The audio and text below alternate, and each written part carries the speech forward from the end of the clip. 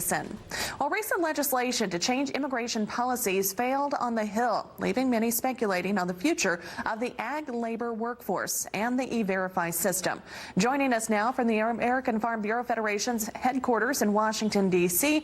is Managing Director of Public Policy and Economics, Paul Schlegel. Paul, thank you very much for taking the time to chat with us on an important issue.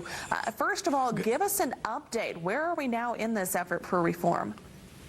Well, we think things are on the upswing at the moment. We have a bill, H.R. 6417, that was introduced in July with about 50 co-sponsors, I think, when it went in. We now have 107 co-sponsors.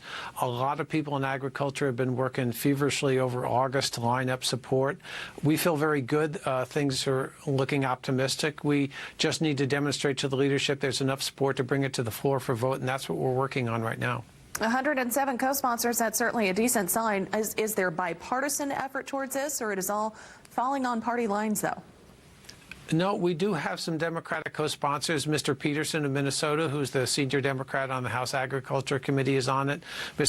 Bishop of Georgia, Mr. Cuellar of Texas, Mr. Evans of Pennsylvania.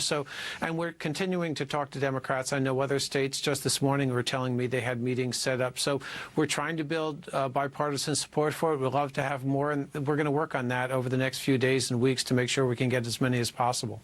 And what are Farm Bureau's priorities in immigration reform?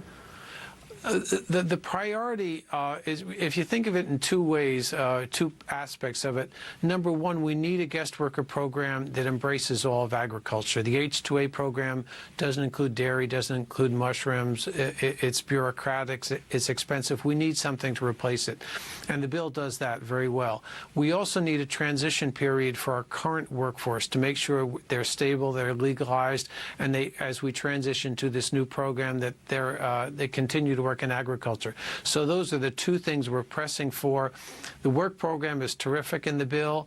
On the current workforce, we need to do a little bit more work, but we're working with the chairman, talking to members in the Senate to make sure we can get that done as well.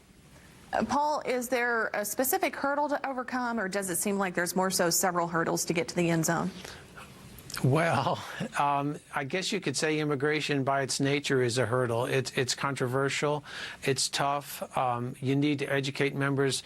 Some of them say, well, you have a program in agriculture, H-2A, but you have to explain it just doesn't work for all of agriculture. We also need to explain to members, some of them don't realize the demands on agricultural employers, that when a worker comes up and they present their papers, the law requires them to take those papers. So even if they're fraudulent, we get into problems. So you have to educate people, and then you have the politics. Unfortunately, things are a little bit partisan and they're tough, and we're in an election year, so there are challenges, but we think they can be overcome.